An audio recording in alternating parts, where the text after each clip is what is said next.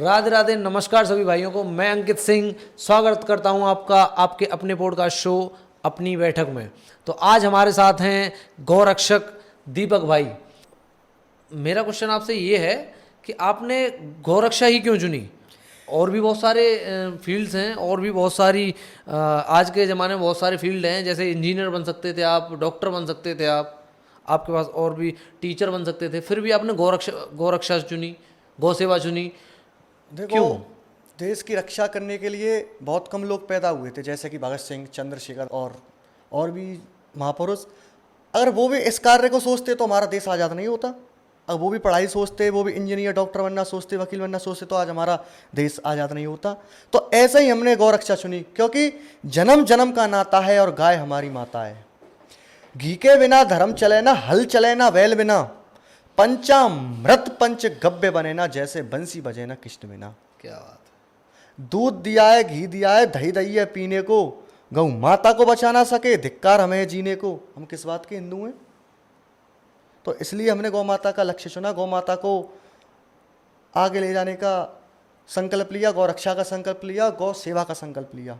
आप मतलब गौरक्षा करते करते आपको कहीं से धमकियां भी मिली होंगी, बहुत सारे ऐसे केसेस भी हुए होंगे, तो कुछ ऐसी बातें हमको बताएं, मतलब कुछ ऐसा हुआ है कभी? हाँ जी, एक बार मैं रास्ते में जा रहा था, तो मेरे पे कुछ टोपी लगा के एक बाइक पे तीन थे, स्प्लेंडर बाइक थी।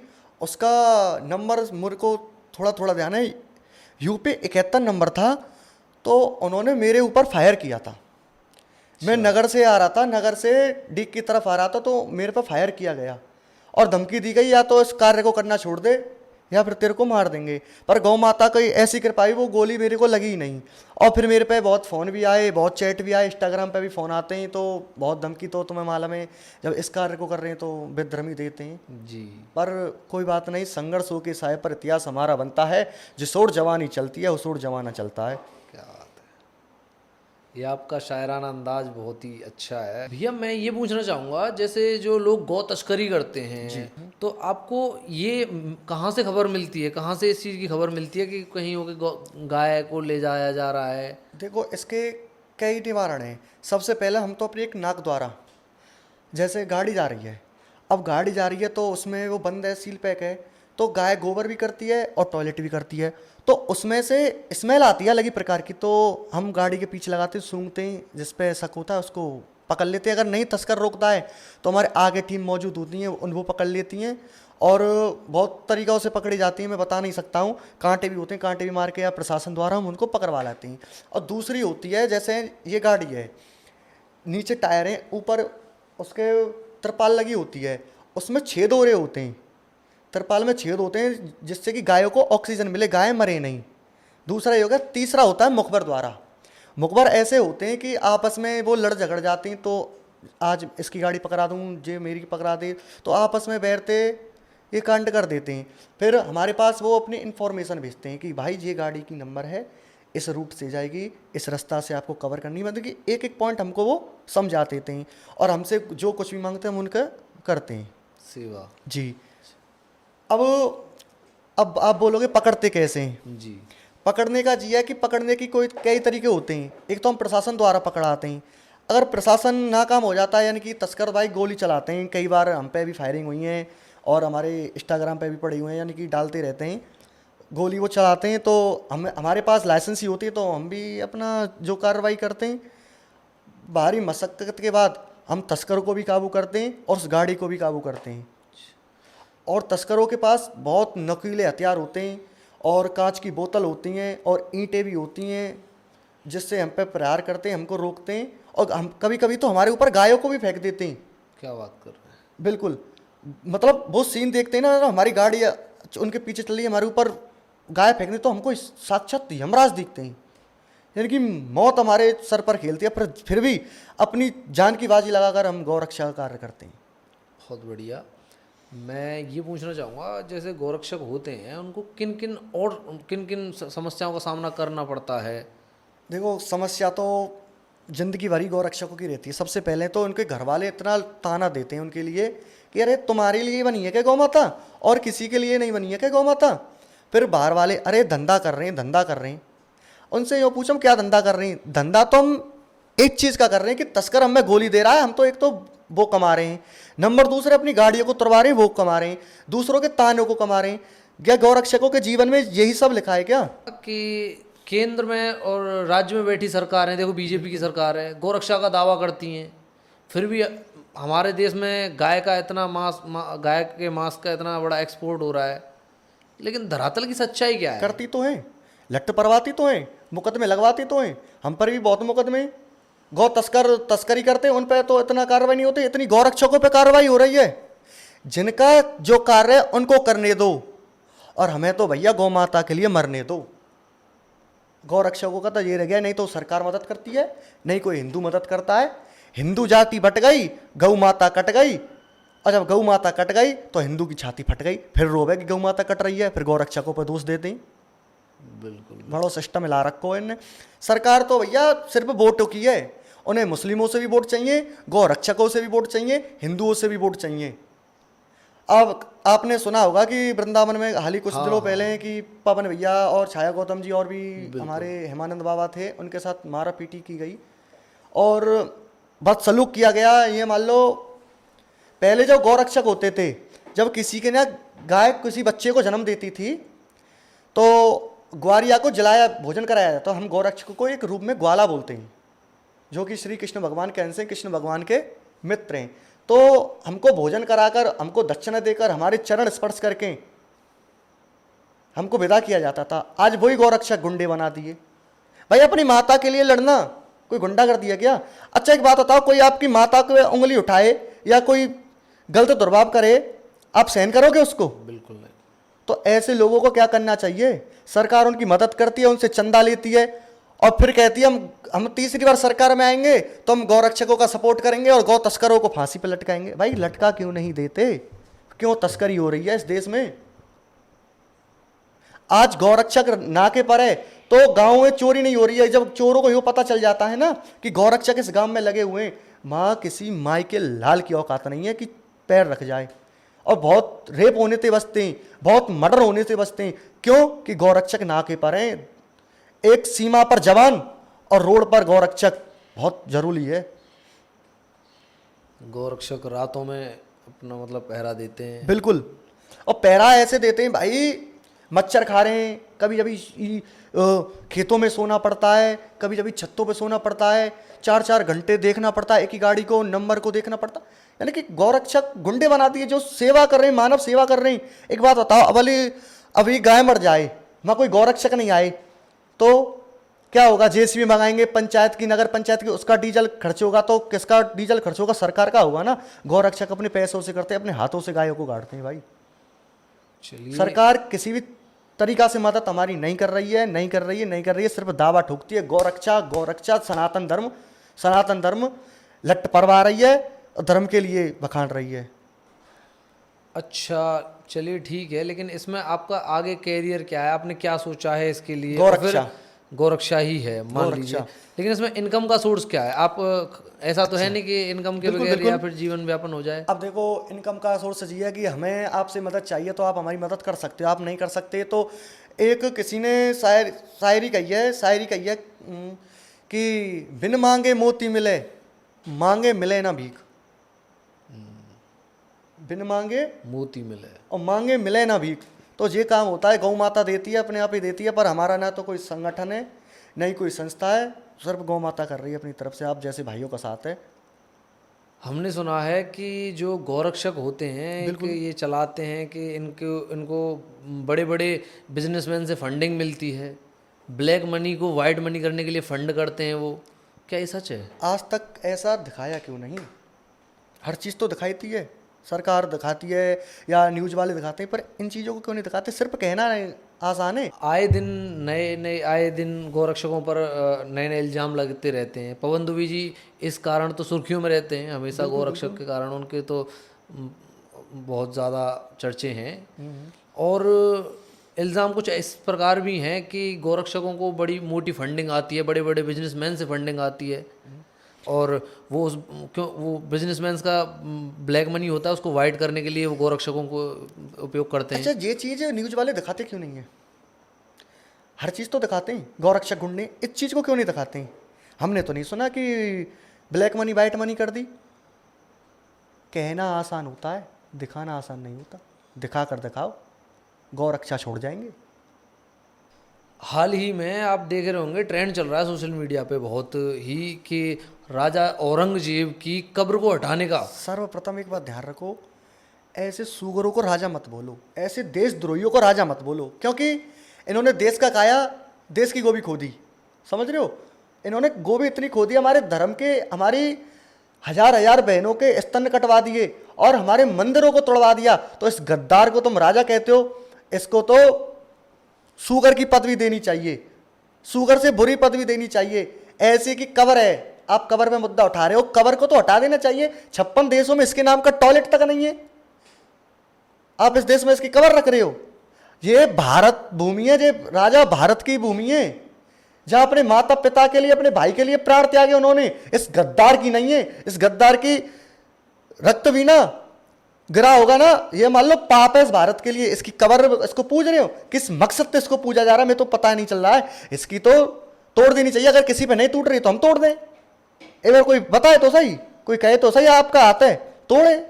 अच्छा, आजकल एक मुद्दा और बहुत ज़्यादा चल रहा है कि आपने देखा होगा लव जिहाद का। और आज कल परसों की ही बात है, जो एक दलित बहन का 4-5 मुस्लिम लड़कों ने रेप किया, प्लस उसके हाथ पे ओम गुदा हुआ था, उसको तेजाब से मिटाया, उसको गाय का मांस खिलाया गया, बहुत बार्बरता की गई उसके ऊपर। उसके बारे में आप क्या कहना चाहेंगे? इसके लिए तो बड़ा ही दुख है और बड़ा ही गुस्सा है। गुस्सा तो उन कुत्तों पे है जो कि हवस के पुजारी मात्र 14 साल की लड़की के साथ रेप किया। और चलो क्रूरता की हद तो जब ये उसके हाथ में ओम का टैटू देखा, उसको तेजाब से पजारा गया। जब वो बेहोश हो जाती, जब उसको जगाते थे, जगाने के बाद उसको 4-4 आदमी उसके साथ रेप करते थे। और फिर जब उसको भूख, जब वो बहन, भाई वो इंसान है, उसको भूख लगेगी, उसने खाना मांगा तो उसको गाय का मीट खिलाते थे।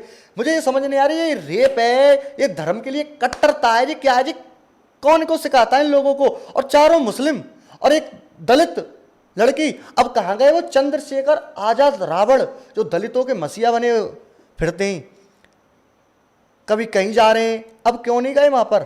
क्योंकि वो मुसलमानों का मैटर था। अगर कोई हिंदू का मैटर होता है, अगर कोई ब्राह्मण या ठाकुर या कोई अन्य कास्ट हिंदू इस कांड को कर देती ना, तो चंद्रशेखर आजाद रावण जी दुहाई देते, सड़कों पर उतर जाते। पर अब क्यों नहीं उतर रहे, पता नहीं कहाँ सो गए। और सबसे पहले तो गलती उन माँ बापों की है कि जो बच्ची 10 पास होती है तो उसको 35-35 हजार रुपए के फोन दे दिए जाते हैं। और कभी माता पिता ये नहीं सोचते कि एक 2,000 रुपए का अस्त्र, तलवार वलवार जो बहन बेटियों को दे, उनकी सुरक्षा कर सके। क्या फोन सुरक्षा कर लेगा? उसकी बैटरी भी जान दो, किसी पे फोन भी मिला जाओ तुम। एक अस्त्र जब काम आएगा जब कोई हमारी बहनों पे हाथ गिर रहा होगा। तो उन माता पिता से भी गुजारिश है कि अपनी बेटियों को 35,000 का फोन तो दिला रहे हो, पर 2,000 रुपए का अस्त्र शस्त्र भी दिलाओ, क्योंकि वो काम आएगा ऐसे कुत्तों के लिए, ऐसे जिहादियों के लिए, ऐसे हवस के पुजारियों के लिए। मैंने अपनी बहनों को तलवार दी थी कि बहन मेरे पे तलवार है, मर्डर करिया ना अगर तेरी तरफ कोई आंख उठा के देखे, तेरा भाई मुकदमा, तेरा भाई लड़ेगा। मैंने अच्छा किया, बुरा किया। अब मैं उसको 35,000 का फोन दिला दूं, 40,000 का एप्पल का फोन दबा दूं, उससे क्या होगा? वो फोन थोड़ी रक्षा कर लेगा। देखिए, आजकल मॉडर्न ज़माना है और मॉडर्न ज़माने के हिसाब से ही देखिए पढ़ाई भी मॉडर्न हो गई है, तो बिल्कुल पढ़ाई के लिए भी मोबाइल का यूज़ होता है। तो क्या मतलब इस बात से आप खिलाफ हैं कि मोबाइल लड़कियों को देना ही नहीं चाहिए? नहीं, मैं ये कब कही है कि देना नहीं चाहिए। 35,000 का यदि तुम फोन दिला रहे हो तो 2,000 रुपए का एक अस्त्र शस्त्र नहीं दिला सकते क्या? बताओ। मैंने ये नहीं कहा कि लड़कियों को ये फोन मत दो, पर 2,000 रुपए का एक अस्त्र शस्त्र भी तो आता है, चक्कू आता, तमाम चीज आती हैं। और कोई पूछे किस लिए हथियार है, साहब अब घर में बेटी हैं और पड़ोस में कुत्ते हैं, तो कुत्तों के लिए अस्त्र की जरूरत है। आजकल हिंदू बहन बेटियां बहुत ज़्यादा बहक रही हैं, बहुत ज़्यादा बहक जाती हैं, भूल जाती हैं, मतलब लव जिहाद का शिकार बहुत ज़्यादा हो रही हैं। वो भूल जाती हैं लव जिहाद का शिकार नहीं होती है, शिकार किया जाता है। शिकार कैसे किया जाता है मैं आपको बताता हूँ। सबसे पहले जो अपना आधार कार्ड बनाते हैं, जैसे कि कुछ भी नाम ले दिया, इसमें दीपक शर्मा नाम ले दिया, नाम होगा इनका फैयाद खान, नाम दीपक शर्मा या कुछ भी उन्होंने नाम ले दिया। तिलक लगाएंगे, मोची बांधेंगे, या तो सिक्का रखने लग जाएंगे। उसके बाद उनके कॉलेज के आसपास या स्कूल के आसपास घूमेंगे या उनकी गली के आसपास घूमेंगे। उसके बाद आसपास घूमने के बाद फिर उन लड़कियों पे डोरे डालेंगे। यदि वो लड़की फंस जाती है, लड़की को फंसने के बाद फिर दूसरी लड़की से कनेक्शन कराने की कहेंगे कि इससे करा दे, मेरा दोस्त है और ये है वो है, अच्छा पैसा है, पैसों को दिखाएंगे। और इनको पैसा, इनके ऊपर जो लोग बैठे हुए होते हैं वो इनको पैसे देते हैं। यानी कि बहुत चालाकी से ये सिस्टम को करते हैं। एक से दूसरी, दूसरी तीसरी, तीसरी चौथी, चौथी से पचवीं तो छठी, ऐसे हिंदू बहन बेटियों को बहका कर उनके साथ कोर्ट मैरिज कर लेते हैं, उनके साथ धर्म परिवर्तन कर देते हैं। और उनका पता क्या करते हैं, ऐसी बहन बेटियों का उनके टुकड़े कर देते हैं, या तो सीमेंट के बोरे में रख देते हैं या फ्रिज में रख देते हैं। आज की सारी खत्म हो जाती है। वो तो उन्होंने तो देख रखा है, हम तो 72 हूरों को प्यारे होंगे तो इन हूरों को ही पहुंचा दें, ये हो गया है ना। तो इस बात पर आप हमारी हिंदू बहन बेटियों से कुछ कहना चाहेंगे? क्या करना चाहिए और क्या नहीं? मैं बताऊं, तुम दुर्गा बनो, काली बनो, और तुम बनो नारी महेश्वरी, मत बनो कैटरीना कैफ, तुम बनो खप्पर वाली चंडेश्वरी। मैं तो यही कहना चाहूंगा, अपनी दुर्गाओं को याद करो, काली बनो, चंडी बनो, ये नाचने वाली ना बनो। आज इंस्टाग्राम पे इतनी गंद फैली हुई है, हमारी हिंदू बहन बेटियां कमर हिला रही हैं, कभी किसी गाने पे कभी किसी गाने पे। पहले नहीं था, पहले अगर कोई आता था तो सर पे पल्लू ढकता था, पर अब नहीं है। मर्यादा वो खुद खोती जा रही है। नाम फिर लड़कों का आता है रेप रेप रेप। अरे किस चीज का रेप? अपनी मर्यादा में रहो। अगर कोई तुम्हारी तरफ देखे उसको ठोक दो। भाई तुम नारी हो और तुम काली हो, अब वो आपको बनना है, तुमको अच्छी नारी बनना है या काली बनना है। अच्छी नारी बन के रहोगे तो भैया मरना होगा, अगर काली बन के रहोगे तो आग में जलना होगा। पद्मावती जी ने 16,000 रानियों के साथ जौहर कर लिया था, सिर्फ एक शकल को दिखाने के लिए। आज वही लड़कियां कमर हिला रही हैं, तो शर्म की बात है। तो मैं तो सभी हिंदू बहन बेटियों से यही प्रार्थना करना चाहूंगा, आप सुधरें, जग सुधरेगा। हथियार रखें और अपनी मर्यादा में रहें। बहुत बढ़िया। नहीं तो गली गली गली गली राक्षस डोलने किसी दिन ऐसा आएगा कि कोई बचाने वाला नहीं आएगा। ये कलयुग है, ये त्रेता युग ना जो राम जी आए गए और कृष्ण जी आए गए, ये तो कलयुग है। यह आएगा पर लेट हो जाएगा। फिर कैंडल लेके डोलना कि जस्टिस फॉर। जैसे कि आप बोल रहे हैं उस प्रकार से तो यही लग रहा है कि आप मुसलमानों के बहुत ज़्यादा खिलाफ हैं, एक धर्म के प्रति बहुत ज़्यादा खिलाफ हैं। उनके मैं धर्म के प्रति नहीं हूँ, मैं लोगों की मानसिकता के लिए हूँ। जो उनमें कट्टरता भरी हुई है ना, उसके प्रति हूँ। मैं हर धर्म की रेस्पेक्ट करता हूँ और करनी भी चाहिए, क्योंकि भाई हमारी तो है सनातन धर्म में से तो ये सारे धर्म लिख रहे हैं। तो हम बताओ किसकी बुराई करेंगे? अपने धर्म की थोड़ी करेंगे। तो जो अपने पर जो लोगों में सोच है वो गलत है। बिल्कुल आपने सही कहा, लेकिन हिंदुओं में भी तो एकता नहीं है, हिंदू भी तो जातियों में बटा पड़ा है। यही तो बात है, यही तो बात है। मैंने पहले भी कहा था, हिंदू जाति बट गई और गौ माता कट गई। जब गौ माता कट गई फिर हिंदुओं की छाती फट गई, और जब हिंदुओं की छाती फट गई तो ये भारत भूमि भी बट गई। अच्छा, एक हमारे बड़े बूढ़े कहानी सुनाते थे, और आपने भी पढ़ी होगी बचपन में, मैंने 4th क्लास में पढ़ी थी, कि एक बुजुर्ग थे, उनके 4 पुत्र थे। तो उन चारों पुत्रों में बहुत झगड़ा था। तो एक दिन वो बुजुर्ग ने, शाम का टाइम था, तो उनको बुलाया, बच्चों यहाँ आओ, एक लकड़ी लो। पहले एक एक उनको लकड़ी दी, उनसे बोला इसको तोड़ दो। बन के जी बाबूजी हम तोड़ देते हैं। उन्होंने एक लकड़ी को तोड़ दिया, दूसरी लकड़ी दी, यानी कि 2 एक साथ कर दी, 2 उनको दे दी, उन्होंने तोड़ दिया। तीसरी दी, तीसरी को तोड़ दिया। जब उनको 4 लकड़ी दी तो उन पर वो नहीं टूटी। तो बड़े बूढ़े बताते, इस कहानी से हमको समझ में ये आती है, अगर हम एकता में रहेंगे ना तो बल में रहेंगे। एकता में बहुत बड़ा बल है। आज हम अपने त्योहार नहीं बना सकते। कभी आपने देखा होगा, कभी रामलीला की झांकी लेकर रही, उनमें पथराव, कभी नवरात्रि की झांकी, उनमें पथराव। किसी दिन ऐसा आएगा, अगर हम सब लेके जाएंगे ना, बोलेंगे ना राम नाम सत्य है, तो हम में भी ईंट पड़ेंगी। तो अगर हिंदू एक नहीं हुआ तो अगर हिंदू एक हो जाए ना, किसी की औकात नहीं है। जब जब हिंदू बोला है, राज सिंहासन डोला है।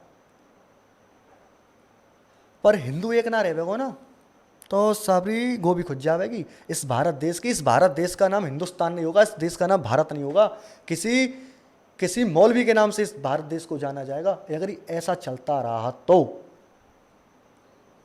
हिंदू अगर एकता नहीं बनाएगा, इनके घरों में घुसकर इनकी माता बहनों के साथ रेप करेंगे ये लोग, उसी घर में बनाएंगे। अच्छा, ये लोग करते क्या हैं? हमारे हिंदू करते क्या और ये लोग क्या करते हैं? हमारा हिंदू का लड़का बड़ा होगा, उसको पढ़ाएंगे लिखाएंगे, डॉक्टर बनाएंगे और देश की उन्नति के लिए सोचेंगे, या फिर हेलीकॉप्टर उड़ाने के लिए सोचेंगे। और ये लोग क्या करते हैं? मद्रासा में पढ़ाएंगे, उस हेलीकॉप्टर के जो हेलीपैड को वे उड़ाने के लिए सोचेंगे। बचपन से ही पंचर लगाना, इनको बचपन से ही काम सिखाया जाता है, इनकी हर परिस्थिति में इनको लड़ना सिखाया जाता है। और हमारा हिंदू सिर्फ पढ़ाई पर ध्यान देता है और कुछ नहीं देता। अरे पढ़ाई करो, खूब करो, मन लगाए करो, पर अपने धर्म के लिए भी तो लड़ो भाई। एक बात बताओ, हमारा भाई पिट रहा है तो इसमें उसकी शर्म नहीं है, इसमें हमारी शर्म है कि हम हिंदू पिट गए। अच्छा, मुस्लिम में और किसी जाट भाई में या ब्राह्मण भाई में लड़ाई होती है तो पता है लोग बाग क्या कहते हैं? अरे यार, ब्राह्मणों में और मुसलमानों में लड़ाई हो गई। कोई यही नहीं कहता है कि हिंदू और मुसलमानों में लड़ाई हो गई। क्यों? क्योंकि हमने बहुत जातिवाद का फैलावरा कर दिया है। अच्छा, मैं बताऊं मैं जातिवाद क्यों? आज आपको बताता हूं। यदि मैं पूजा करता हूं तो मैं ब्राह्मण हूं, यदि मैं अपना पैसा कमा रहा हूं तो मैं वैश्य हूं, यदि मैं झाड़ू पूजा कर रहा हूं तो शूद्र, अगर मैं रण में लड़ रहा हूं तो क्षत्रिय हूं। ये मेरे अंदर व्यवस्थाएं, तो मैं ही एक धर्म हूं, मैं ही सनातनी हूं, मैं ही कट्टर हिंदू हूं। अगर ये लोग सोचे ना तो हिंदुओं में एकता हो सकती है, नहीं तो बिल्कुल नहीं हो सकती है। नहीं तो पिटो कुटो। और तुम बहुत जगह देख ही रहे हो हमारे मंदिरों को कैसे तोड़ा गया। हमको गुस्सा आता है इन बातों को सोचकर कि हमारे देश में हम सुरक्षित नहीं हैं, तो हम कहां सुरक्षित रहेंगे? अरे, ऐसा समय आ जाएगा कि तलवारों की नोक पर हमको ऊंचा पजामा पहना और जालीदार टोपी पहनना सिखा देंगे। 5 वक्त की नमाज पढ़ेंगे, बस भगवान का तो भूल ही जाएंगे, कहाँ है भगवान, कैसा भगवान।